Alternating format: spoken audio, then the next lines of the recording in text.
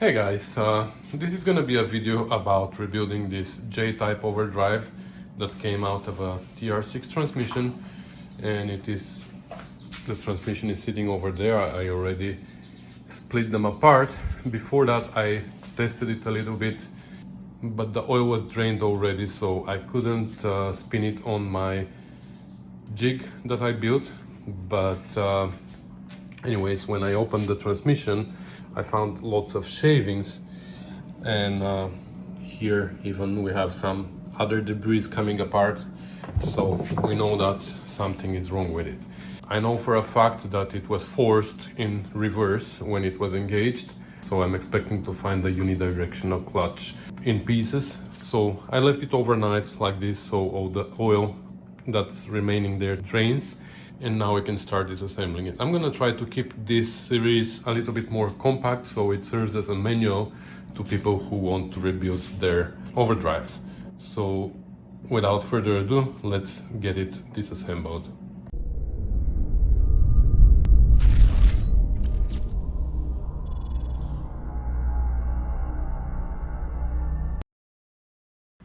Before we start disassembling it though, let's get it cleaned.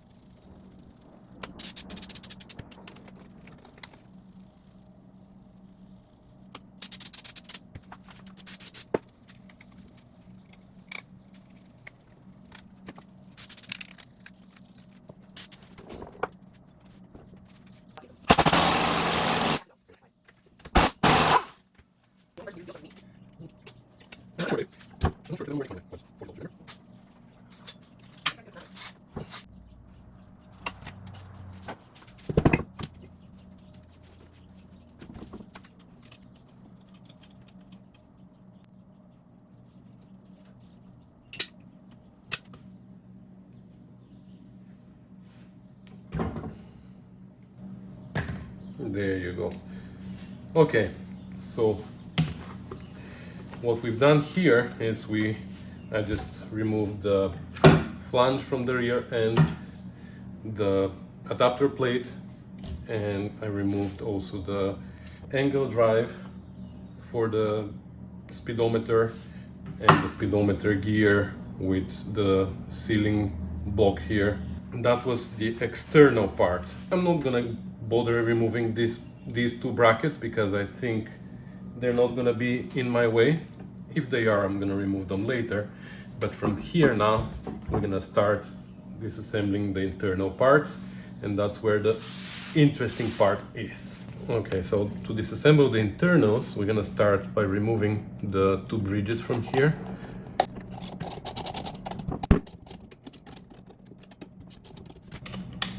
Now that we loosened them, we can use the gun to remove them.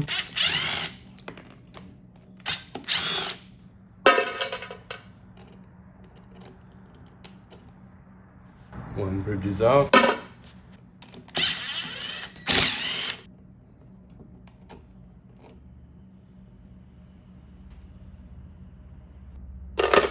Okay, and now we can start loosening these nuts, the 6 that hold the two parts together. And these two, the ones on top, have also copper washers that we need to put back, otherwise we might experience leaking from there.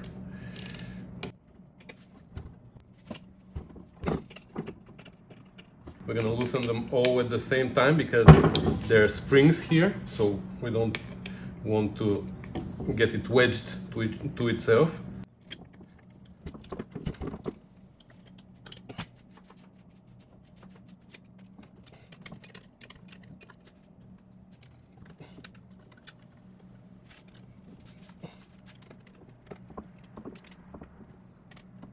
So you see how it's getting split here.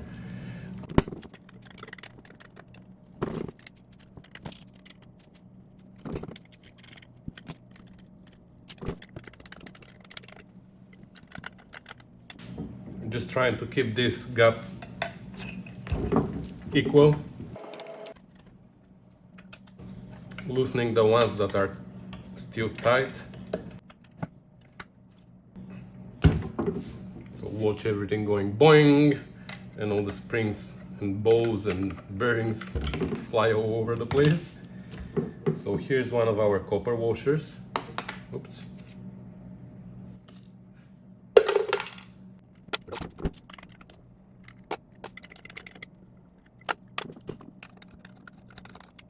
Okay, and now we only have the longest one. And this is where our other copper washer is. Okay, so let's split it. There you go, we have the 4 springs here, making sure that they're in a good shape. So we're going to inspect our parts as we are taking them apart. They look good, no broken springs. So now we should be able to lift the whole sliding member assembly, this is called, together with the sun gear inside. I don't know why we can't. And there you go.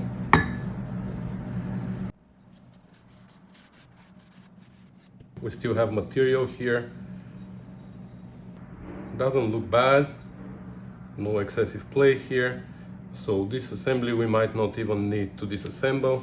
We will see later. Okay, so we can take out the planet carrier now. Okay. And there's an oil catcher here. It's not damaged, with the planet gears, and they spin well. There's no damage here. There's no play. So that's good. And here inside is our unidirectional clutch. And surprisingly, it's not damaged. So I don't know where all the shavings came from, but we will see. Okay, that's good.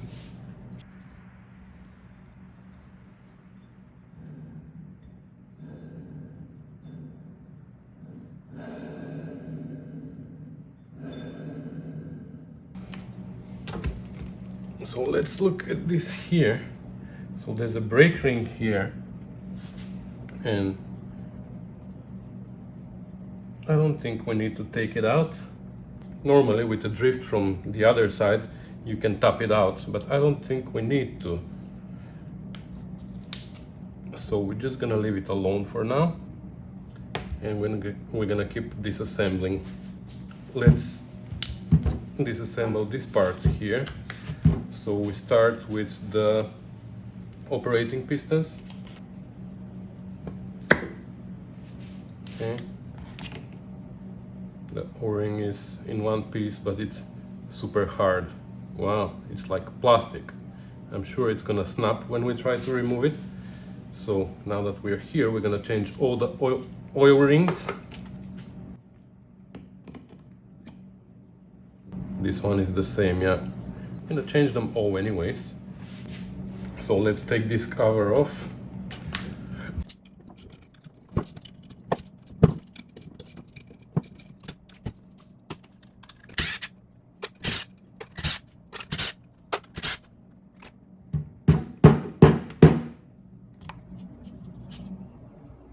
There you go. So here we have a magnet, and look how much more metal shavings there are here.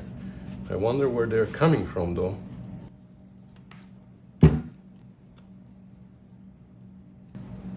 More shavings here.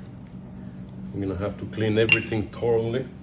So for here we need a special tool that I don't have. You can see that somebody tapped them with a drift, I guess, to tighten them. So we might need to make our own tool for that. Alright, so I made myself a tool. I don't know if it is gonna work, but let's try. I just bent a piece of wire and I welded a block here so it can fit now. It's not adjustable, but it is the same size for all 3 plugs here. So let's see if it is gonna work for us. So that's the relief valve. So let's start by removing the relief valve first. There you go. So there's a bunch of springs here, We don't want them to go boing, which they did. Okay.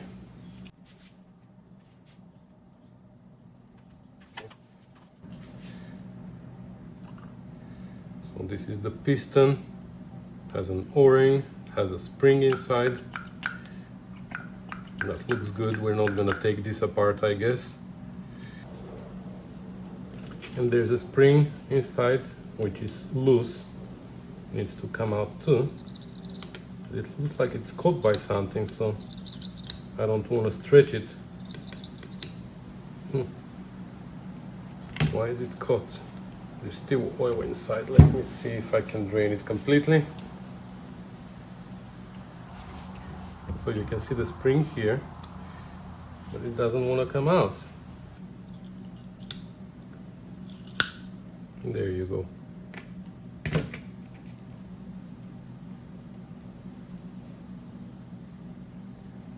Looks like it's in a good shape, but we might buy a new one if it's available.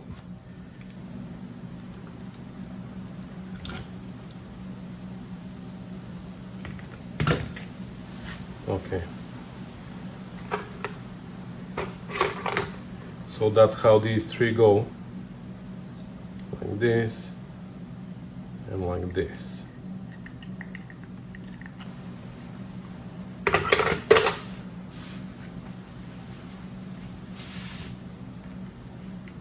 Okay, next, the non-return valve, which has a bow, a spring, and a seat.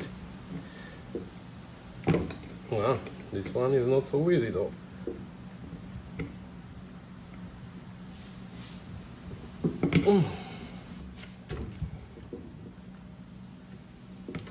Okay, started. Let me try the other one as well, just in case. Okay, good. They started. So that's the non-return valve, like we said. Again, holding my finger here because it might fly across the garage.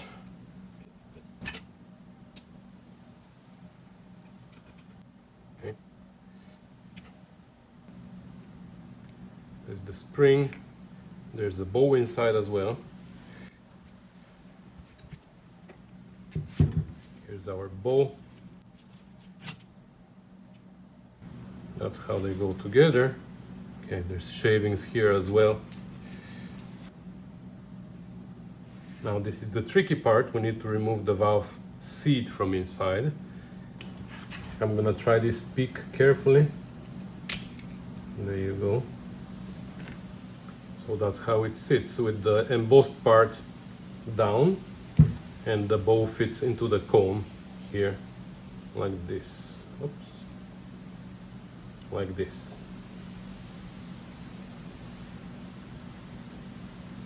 Wow, this spring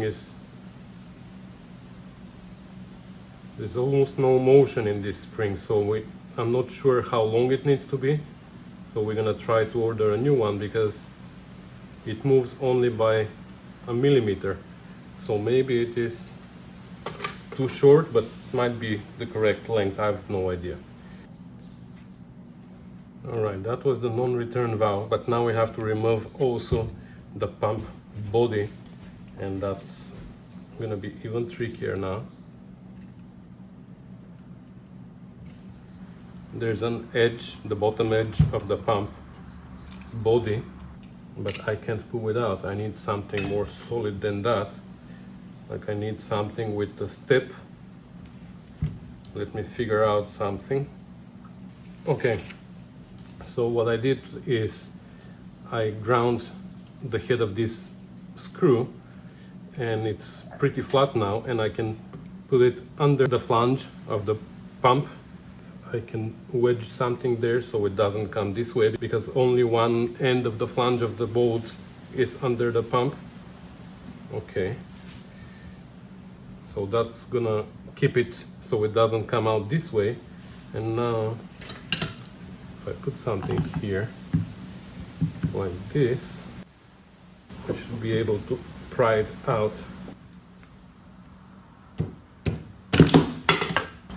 Nope.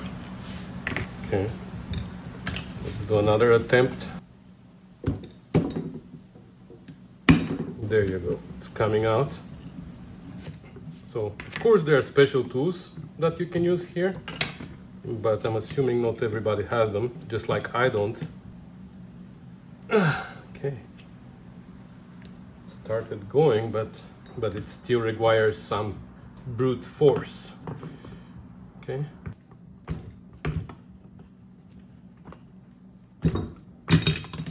And there you go. Okay, so this becomes a special tool now. So this is the pump body, and this is where we wedged our bolt, you see, here. And of course the piston pulled out as well of the pump. It was underneath. It has a direction. We have to be careful about the direction later when we're assembling. And last but not least, we're going to remove the pressure filter. So we have the sump filter, and here we have a pressure filter. Oh, that was, oh yeah, we already loosened it. I forgot.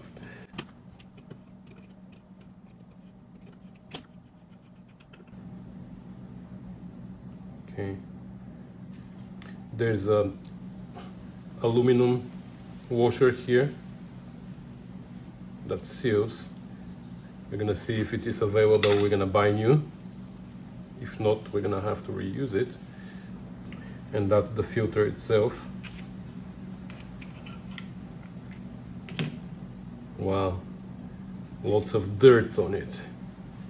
Or we'll see if we can buy a new one.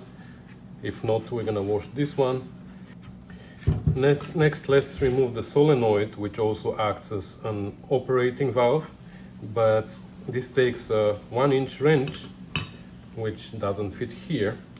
So I need to figure out something else. Let me see if I can make one. If not, we're gonna grind this one flat. I don't really use it, so we might sacrifice it and make it thinner to fit there and use it as a special tool, but let me see. Okay, I have this metal plate, which is a template for my TR6 transition piece for the seal and the door jamb opening. This part here I don't really use. I use these two sides. So this already has this big hole, and I think it's gonna work pretty well here for our spanner. So let me cut this quickly and I'll be back. Okay, so that's what I made, and it fits. So yeah,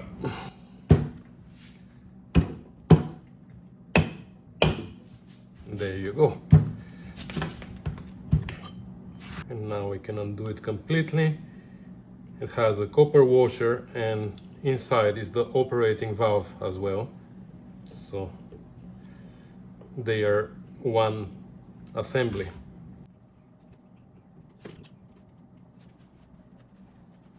Later we're gonna operate it with 12-volt power here, and we will see if the operating valve inside moves. That's one of the issues why sometimes your overdrive, even though you turn it off from the switch, it remains on, because if the operating valve gets stuck inside, it might keep the overdrive engaged. Let's check it quickly. Doesn't matter the polarity. So there you go. It moves.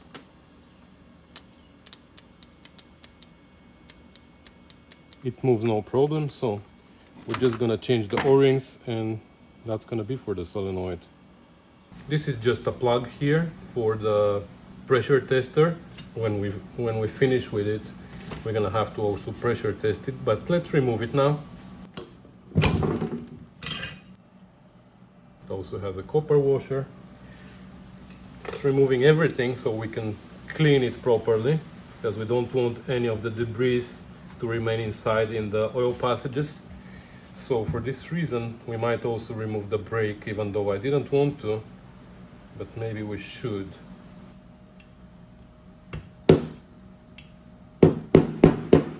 We want to replace the gasket there anyway, so gonna tap it out.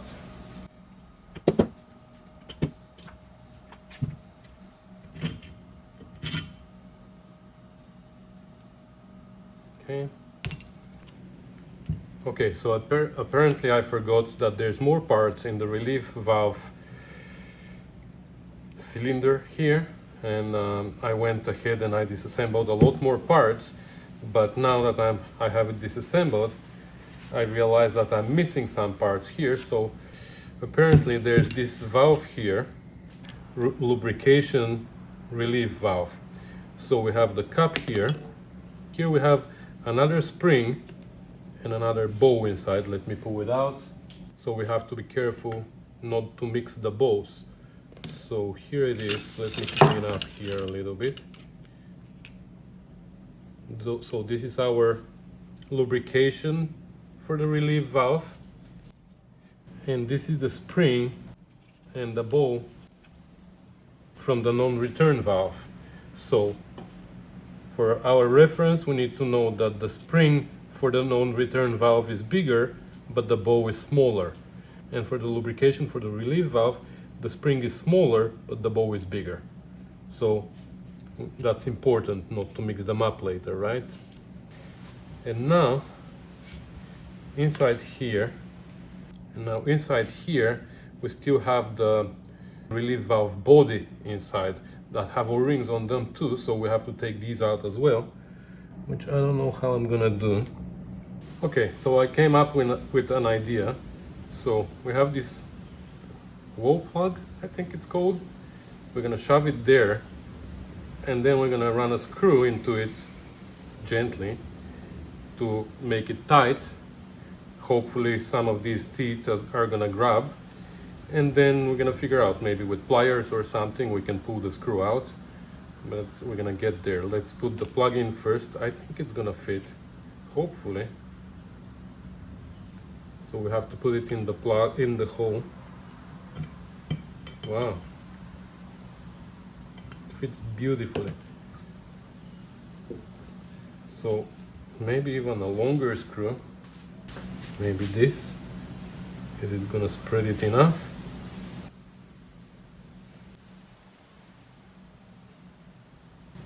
Do you think that's enough? Let's see.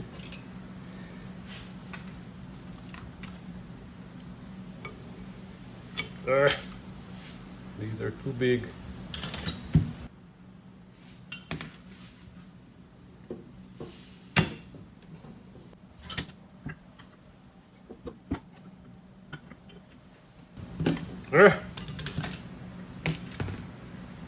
Our plug came out.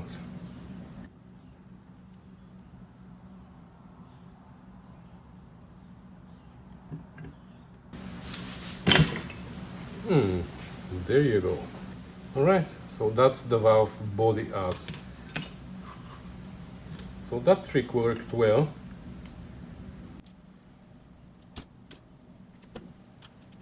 So that's like 5 cents replacement of a Churchill tool for $50, $60, $100. So now we have everything here on the main body completely disassembled. We haven't found the problem yet though, and that's the problem. The problem is that we haven't found a problem. So we're gonna keep disassembling here. Even though everything here sounds good, we're gonna take also the clutch out, and we're gonna take everything apart to see. But if we don't find a problem here, this means that our transmission has a problem. But anyways, let's take everything apart. Okay, so to take out the clutch, we need to remove this circlip from here. I don't know how well you can see, but there's a circlip here.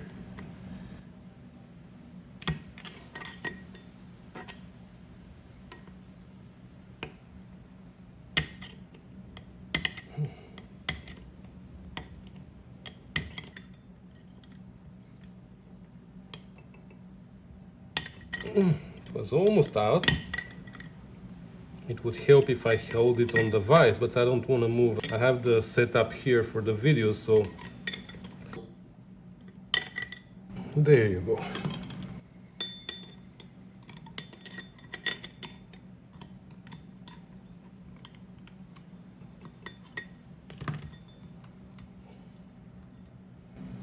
That's the circlip.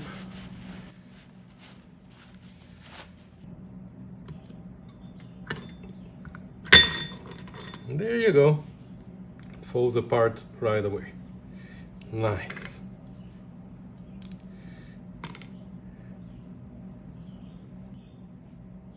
We're gonna inspect the rollers one by one. 2, 3, 4, 5, 6, 7, 8, 9, 10, 11, 12 rollers, and they all feel good. So the clutch is in one piece, surprisingly. Here we have a thrust washer, which is also in a good shape. And other than all the metal shavings here, everything looks good. The bush feels nice. There's no damage, so we don't need to pull the bush out. Okay, and last but not least, let's take out the annulus. Okay, so here at the press, we have to be very careful because only the edges of the housing can be on the plate underneath, and we need to make sure that there's enough room here for the annulus to come out, which there is, but we shouldn't apply too much pressure because I'm worried that we might crack the housing if. So I have my finger on the annulus underneath to make sure that, okay, it's moving, absolutely no pressure, it's moving out nicely.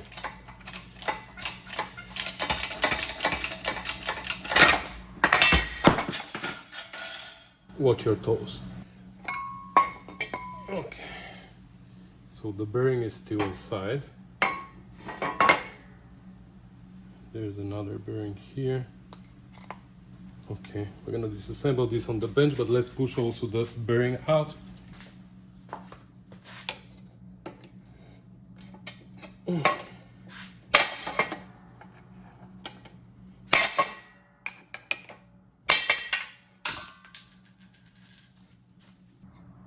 So this bearing needs to come out this way. There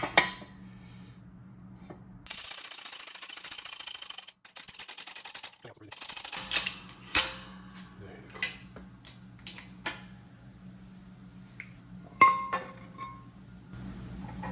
Here's our bearing.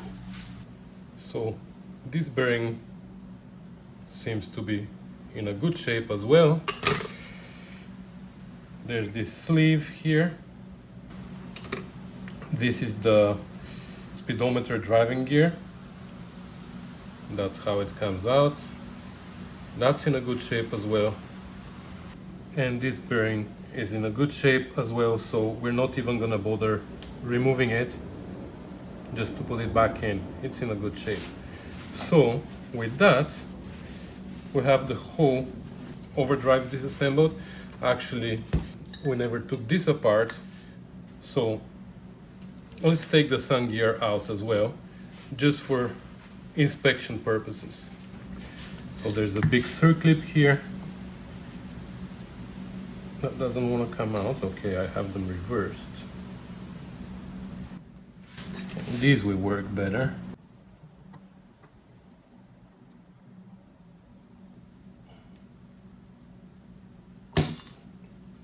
There you go.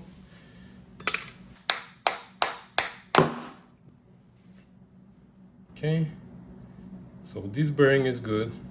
And now we can take out even the sun gear and inspect that as well. So that's the sun gear, and it has a small circlip here.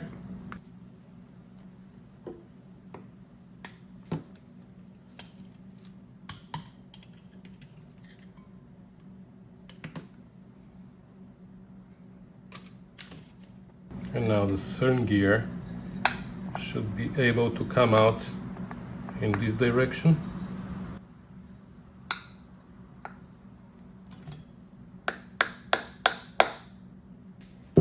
Okay, that's how we're gonna do it then.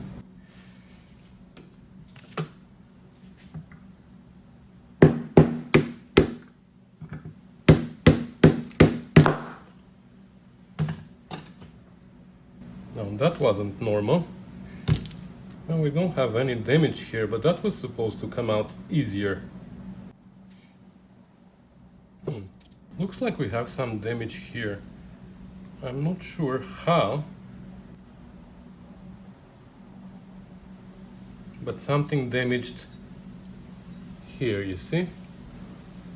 I don't think it's a big deal. I think we can just shave this a little bit with the file so it doesn't catch, but the good thing we disassembled it. So with that, our entire overdrive is disassembled. Unfortunately, or fortunately, we didn't find any problem with it.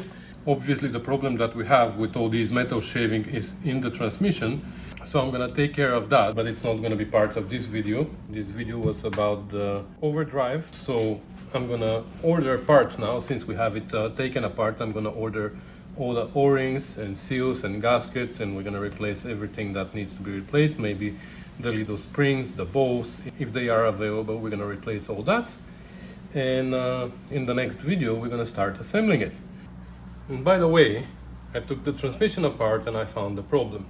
Actually, the problems, because there's more than one and more than two problems here. So apparently it all started from the same place, but transferred to many other places. So first of all, this bearing failed. It's a cage bearing, like this one, but smaller, that fits here, and it broke. So there's parts of it all over the place, even here, inside, everywhere. From there, our shaft failed, and you see how badly it is worn. Maybe I can show you closer and try and show you like this. See, it is really badly worn, the whole shaft. From there also the thrust washer, which fits like this, that got ruined.